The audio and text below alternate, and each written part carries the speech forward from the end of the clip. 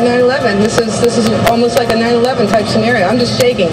Our whole office is just wiped out completely. I don't think any of us expected this. This is horrendous.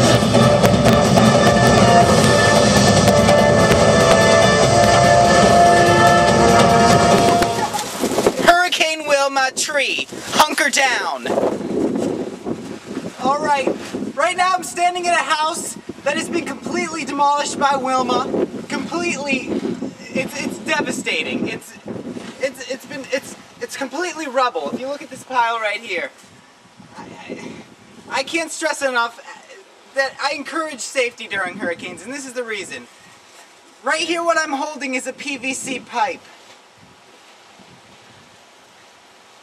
Hurricane Katrina, 9/11, Hurricane Wilma, hunker down.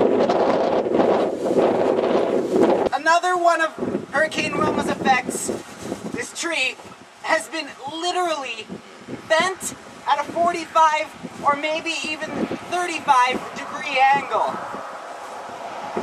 All we can do now is try to piece back together our lives. Just hunker down, get lots of water, lots of batteries. All you want to do is hunker down. Back to you.